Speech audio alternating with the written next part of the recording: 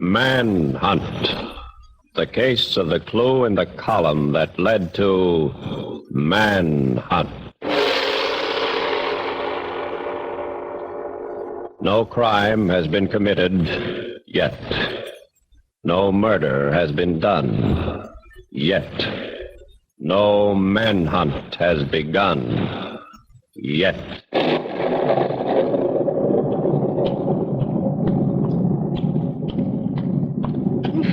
Oh, this is really a deserted street. What with the dim out and all, I'd be scared stiff if you didn't happen to come along just now. You know, only an inside tip on a story could bring me down in this section of town. Tell me, what brought you down here? What's that you're holding? No!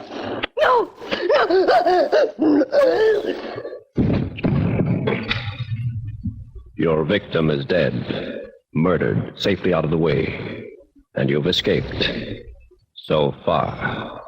But the men who track down murderers are relentless, and if you've made one slip, they'll find you at the end of their manhunt.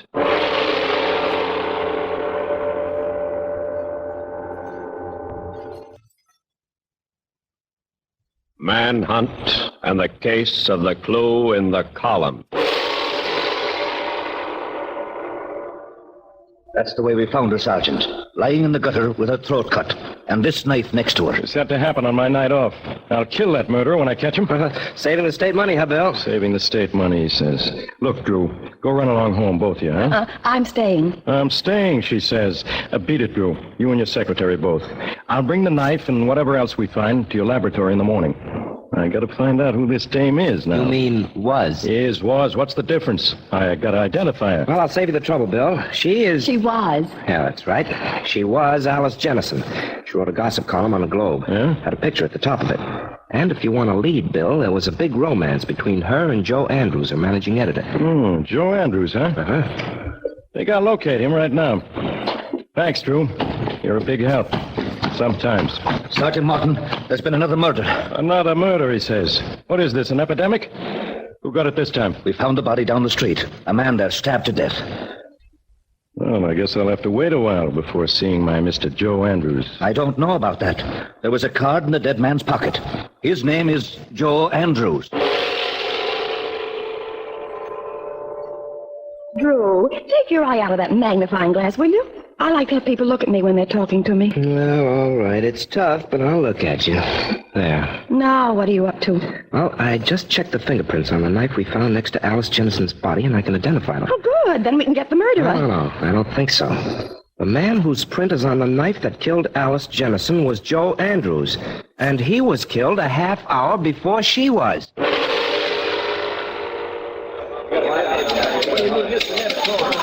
Oh, Mr. Andrews' office was that one, straight ahead. But you'll find George Axton in it. Thanks very much. Come on, Pat. I'm coming. Oh, this must be it.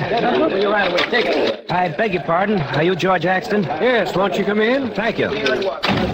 I'm Drew Stevens. This is Pat O'Connor. How do you do? We're from the police. After 20 years on this paper, I thought I knew everybody in the homicide department. Well, we're not homicide. I'm in charge of the police lab. This is practically an unofficial visit. Oh, it doesn't matter. Anything I can do to help, count me in. Good. Are you managing editor now, Mr. Axton? No, this job isn't for me. I'm strictly a copy reader on the city desk. I'm just filling in now. What can I do to help? Well, I don't know exactly.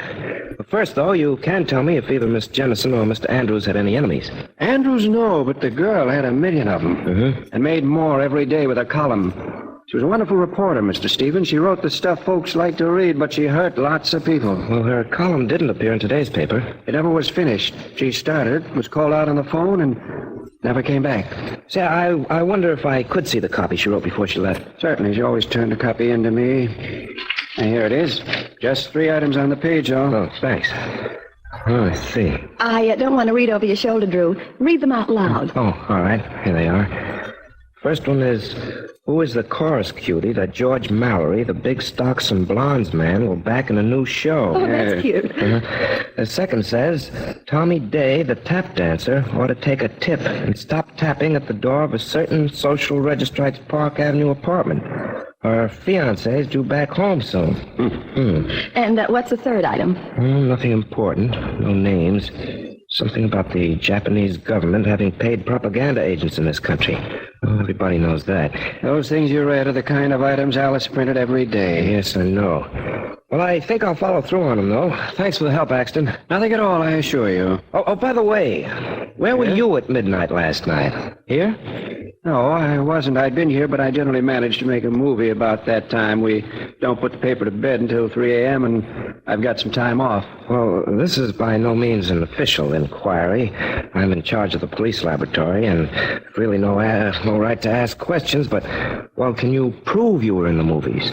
Well, it was Rex Theater, and I saw the Jimmy Cagney picture. The doorman might remember me. I asked him what time the feature went on. I wanted to be sure I could see it and be back in time. I see. Well, thanks a lot. Where to now, Drew? Well, you go see the stockbroker, George Mallory, and I'll see the tap dancer Alice Jennison wrote about. Then meet me at the Star Theater. And what are you going to be doing while I'm down at Wall Street? I think I could answer that, Miss O'Connor. I think Mr. Stevens going to check my, shall I say, alibi. Well, sure you should say alibi. And that's exactly what I would do, only I don't have to. You see, Bill Morton said he's already checked it. He talked to the doorman and found out you were there. So, Mr. Axton, it looks like you're in the clear. Of course I know she's dead, Miss O'Connor. I read the papers. What difference does it make to me? Did you know she was going to print something about you in today's paper, Mr. Mallory? She printed something about me every other week. Now, if you don't mind, I'm busy. Just one more question. Where were you at midnight last night? Miss O'Connor, only a cad would answer that question. Goodbye.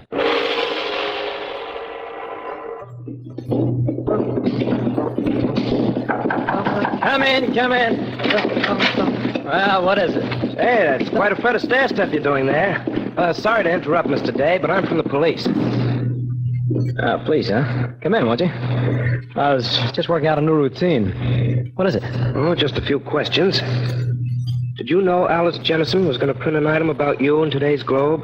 Yeah, I knew it. In fact, I gave her the item. You gave her the story? Well, sure. When I give a good item, she gives me plugs in the column. Oh, I see. Besides, I want to get rid of that society dame. If that thing got printed, it would have given me a good out. Anything else? No, I don't think so. Okay, well, excuse me, then. Still got this new routine to work out. Yeah, I get it. Thanks anyhow. Goodbye. I've been waiting for you, Drew. Oh, let's get out in the air, kid. I could use some of that fresh stuff. Yeah, this door leads to the street, I hope. Duck, Pat, duck down. You all right, Pat? But this hat will never be the same. Did you have to push me down head first? Well, the hat'd look worse with a bullet hole in it, Junior. Oh, you think those shots were for us? I know it, and it makes me very happy. Oh, someday I'll buy you a shotgun and give you a wonderful time. Pat, when the murderer comes out in the open that way, it means we're getting close to him. And he's a little scared. You know something, Drew? Huh? Keep this confidential. But so am I. What have we got so far, Drew? 3 suspects, 2 murderers, and 1 headache. Make that 2 headaches. Make that 3. Oh, we don't have to solve this case tonight, and they've got a preview of the new Fred Astaire picture at the Rialto. Preview, she says they got. We got a murder. He says murder, he says. Pat, stop it, will you? How did you know there was a preview? Oh, a friend of mine works at Acme Pictures. She told me. It's a secret sneak preview. They've been holding them all over town this week. So what? So maybe we get a break. Pat, get your friend on the phone and hold your breath while you ask her 2 questions. What two? Ask her whether the Astaire picture was previewed at some other theater last night, and whether in the movie, Fred Astaire does a solo tap dance routine that can be copied. Now get on the phone. We need a favor, Mr. Axton. That's the reason we asked you down here. Well, I told you could count me in on anything. We want you to confess to the murder of Alice Jennison and Joe Andrews. Oh, you mean as a sort of decoy to draw the real murderer out in the open? Yes, it'll draw the real murderer out in the open, all right. We know you killed them both. You know too much, but you won't know it long.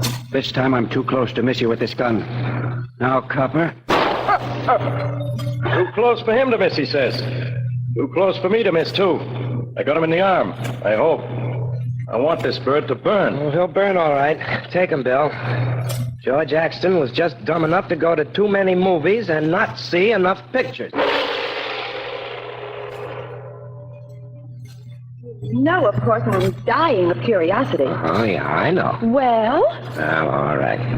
You see, Axton killed Joe Andrews wearing gloves so that his own fingerprints wouldn't show. And then he took the prints from Andrews' dead fingers. He then knifed Alice, but somebody came along, and he had to drop the knife right there and run. What was Andrews doing down in the slums, and how did Axton know that Alice Jennison would be there? Well, they were there because Axton, disguising his voice, had phoned them and claimed to have a terrific news story for them if they'd meet him. But why did Axton kill them? Well, you remember the third item in the column, the one we sloughed off about the Japanese having paid propaganda agents in this country? Yeah. Well, Axton was one of them. Oh. The FBI confirmed it this morning. You see, Axton didn't know how much Alice knew or how much she had told Andrews, and he wasn't taking any chances. So he killed them both. Oh, only one thing more. How did you know about Axton? Oh, that was easy. Axton says he saw the Cagney picture at the Rex Theater at 11:30 that night. The doorman confirmed the fact that he was there. But that night, at that time, and at that theater, they were holding a preview of the Fred Astaire picture. Axton had seen the Cagney film the night before and showed up again at 11:30 the following night to plant an alibi. He went in a theater and out through a side door immediately. You see? I see. So as far as the doorman was concerned, Axton stayed for 2 hours and saw the show. Sure. Well, to wind this thing up, if Axton said he saw Jimmy Cagney when Fred Astaire was playing, it was pretty obvious he was covering up. See? Yes, I see. And you know, Drew, I've heard people say they could die just watching Fred Astaire dance. And George Axton is going to die because he didn't stay to watch just that.